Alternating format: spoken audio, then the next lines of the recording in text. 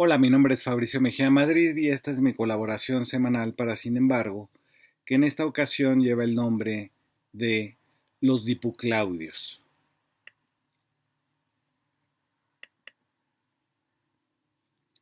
Se supo desde el principio. La reforma política presentada por el presidente López Obrador sería rechazada, casi sin leerla, por la oposición del MacPrián en la Cámara de Diputados. Es el mismo bloque que al defender los intereses de las empresas eléctricas españolas, italianas y norteamericanas aquel 17 de abril, había anunciado voz en cuello que no pasaría ninguna iniciativa presidencial, aunque todavía ni siquiera estuvieran redactadas. Fueron los mismos 225 votos que han paralizado cualquier cambio a la Constitución. En ello hay una confusión que me parece extrema. El MacPrián le llama contrapeso a oponerse a todo sin siquiera leerlo. Habría que recordarles que cuando lo inventó Montesquieu en el siglo XVIII, la separación de poderes no solo era jurídica entre ejecutivo, legislativo y judicial, sino que contemplaba también distribuir el poder social. Aquí es donde los diputados del MacPrián se equivocan. La división de poderes no solo estaba pensada entre instituciones del Estado, sino entre clases sociales. La aristocracia en el Ejecutivo, el pueblo y la nobleza en las cámaras, y unos tribunales para plebeyos, los comunes, y otros para los nobles, los lores. Era precisamente a la Cámara de Diputados a la que se le pedía que representara al pueblo. La reforma política tiene más del 80% de apoyo en rubros como la elección en urnas de los consejeros y magistrados electorales, o 70% en la reducción del dinero a los partidos políticos cuando no están haciendo campañas. Pero el MacPrián confundió los intereses de ese pueblo ávido de democratizar la democracia con el beneficio a sus partidos políticos. Así, queriendo reivindicarse como contrapeso, acabaron traicionando la función que se les dio en la separación de poderes, es decir, ser la voz de la voluntad mayoritaria. Los partidos del MacPrián creen que los contrapesos significan estar a priori en contra de lo que diga el presidente, lo que sea. No hay nada más contrario al espíritu de la separación de los poderes, que no es para darse más importancia, como escribió Hannah Arendt, sino para que los poderes colaboren en un acuerdo final. Su propio creador estableció que los contrapesos no eran fines en sí mismos, sino medios para canalizar el poder. Ahora son usados para bloquear al presidente y con frecuencia subirse a la tribuna con casas hechas con Lego, fotografías trucadas, portadas de periódicos inexistentes y consignas contra el pueblo al que se le llama feligresía, acarreados, nacos, hambreados, o como dijo el 20 de octubre de 2021 la diputada de Acción Nacional por Toluca, Teresa Castel de Oro Palacios, así se llama, que deberíamos de, la cito, besar el piso que nosotros pisamos agradeciendo a los neoliberales. Diciéndose demócratas, los diputados del MacPrián abusaron de su poder y arbitrariamente votaron en contra de la opinión de 8 de cada 10 mexicanos. Pero veamos cómo justificaron sus votos en contra. Empiezo por uno de los voceros del PRD, el diputado Luis Ángel Espinosa Cházaro. Él reinventó la historia, al decir: en el 88 Bartlett le robó la presidencia a Cuauhtémoc Cárdenas. Según Cházaro, no hubo un presidente que ordenó el fraude, Miguel de la Madrid, cuyo hijo compite ahora por ser candidato de la coalición de la que forma parte, mínima, pero parte, el PRD. Según Cházaro, el fraude del 88 no fue para beneficiar a Carlos Salinas de Gortari, cuya sobrina es ahora también posible candidata del PRIAN. Según Cházaro, Bartlett, desde su asiento en la Comisión Federal Electoral, se robó una elección porque sí, para él mismo. debe pensar que entonces el presidente entre 1988 y 1994 fue Bartlett. Sin miedo al caos lingüístico, Cházaro remató diciendo: el discurso falsario no tendrá y no tuvo, no permeó en la gente, y por eso la marcha que tuvimos en favor del INE fue todo un éxito. Sin acarreados, sin tortas, sin camiones, la gente salió a defender al instituto. Vamos a ganar en el 24 y por eso están tan nerviosos. Ya instalados en las mentiras y las falsedades, además de las fantasías, el otro vocero del PRD, el diputado Javier Huacus, sostuvo sin miedo al desmentido que el actual gobierno, cito, recibe sobornos millonarios por parte de los cárteles mexicanos, declaraciones hechas por el abogado Jeffrey Lichtman en Estados Unidos.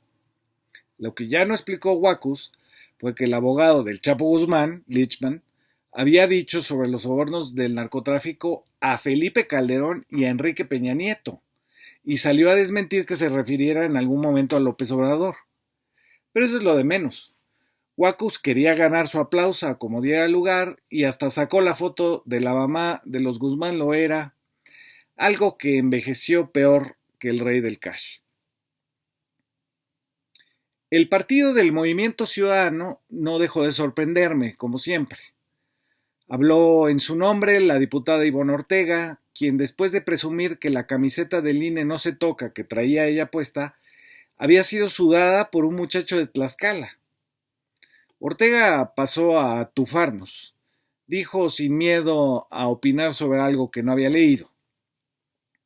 Nos dicen que van a ahorrar 24,000 millones quitando los órganos electorales estatales, los tribunales estatales y regionales.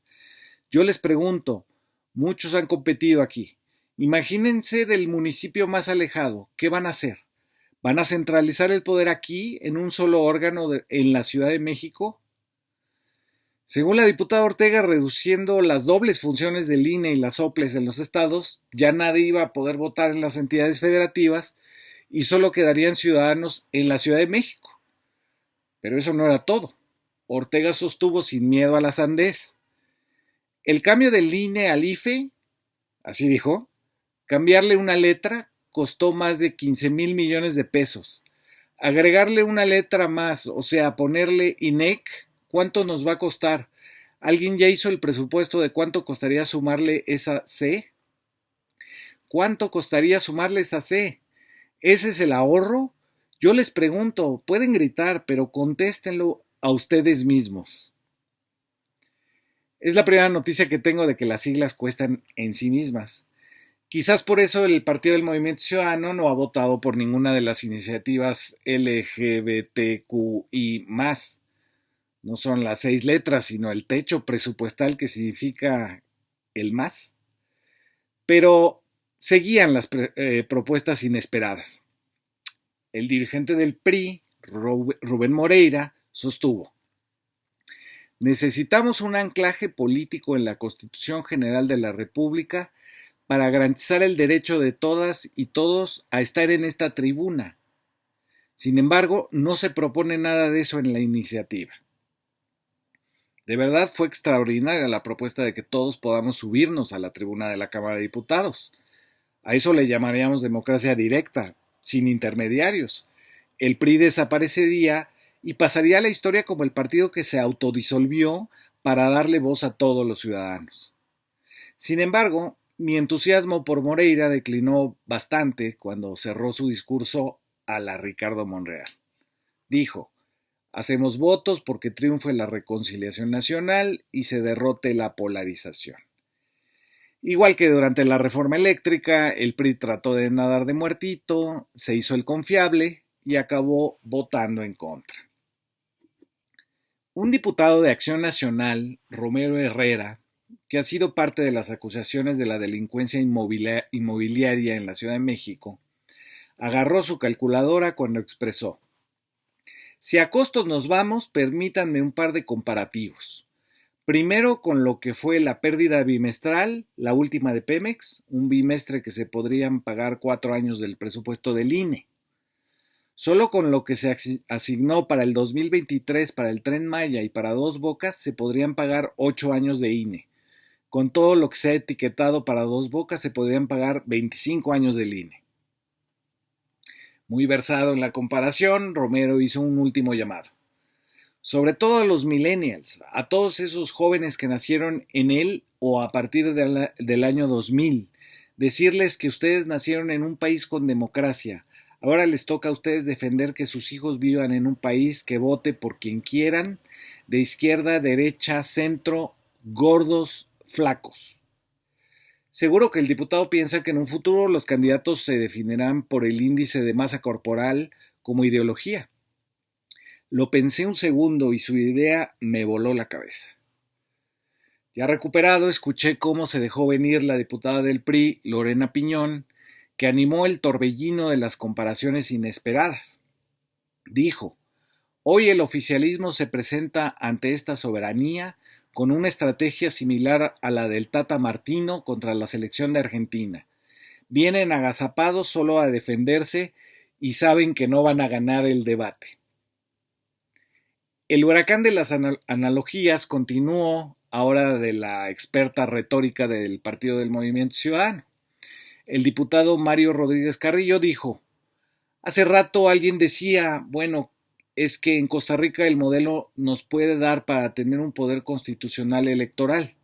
Bueno, si vamos a discutir a Costa Rica, yo diría Costa Rica está por abolir el consumo de combustibles fósiles. ¿Vamos a tomar como referencia solo el electoral o también la política pública de Costa Rica? Lo que el diputado no dijo es que si vamos a discutir el sistema electoral sueco, vamos a tener que ponernos también zapatos de madera. La diputada del PRD, Elizabeth Pérez, ya no supo si insultar a la gente de la marcha de López Obrador o reivindicar las luchas de la izquierda. Lo digo porque empezó con una agresión. Dijo: no se les olvide, el 13 de noviembre quedará grabado en la historia como el día en que las y los mexicanos asestaron un golpe a la tiranía, sin acarreos, sin dádivas, sin salmonelosis. Luego pasó a decir vivas a la historia electoral de la izquierda, que seguramente conoce, y dijo: hoy por Valentín Campa, por Eberto Castillo, por Rosario Ibarra de Piedra, incluyó a Manuel Cloutier, por Arnoldo Martínez Verdugo, por Cuauhtémoc Cárdenas Solórzano, por aquellos militantes del Partido Socialista Unificado de México, por el Partido Mexicano de los Trabajadores, por el Partido Revolucionario del Pueblo, por el Partido Patriótico Revolucionario, por todos y todas las mujeres y hombres que han dado su vida por esta democracia, y sí, también por José de Jesús Zambrano Grijalva, hoy nuestro presidente nacional, y por Jesús Ortega Martínez. Es como si los diputados trataran de aventajarse unos a los otros en extravagancias. Hasta la cúspide, según yo, llegó el de Acción Nacional, José Elías Licha. Dijo: ahora con una reforma fracasada, como fracasó la eléctrica, ante su inminente derrota, les instruyen en unas horas a votar un plan B. Nunca mejor llamado, plan B, que es B de berrinche del presidente por el rechazo y por la marcha de la ciudadanía, B del bodrio que les envían como reformas secundarias y B de borregos que aprueban este nuevo capricho. Y así llegamos al desenlace anunciado desde hace meses por la llamada moratoria legislativa, una indicación de Claudio X González para que su alianza, fraguada en su casa y con la participación de consejeros del INE y magistrados del Tribunal Electoral, paralice las reformas de la 4T. Lo que queda claro es que la moral ya no es solo un árbol que da moras, sino también uno que da moratorias. Gracias por escuchar.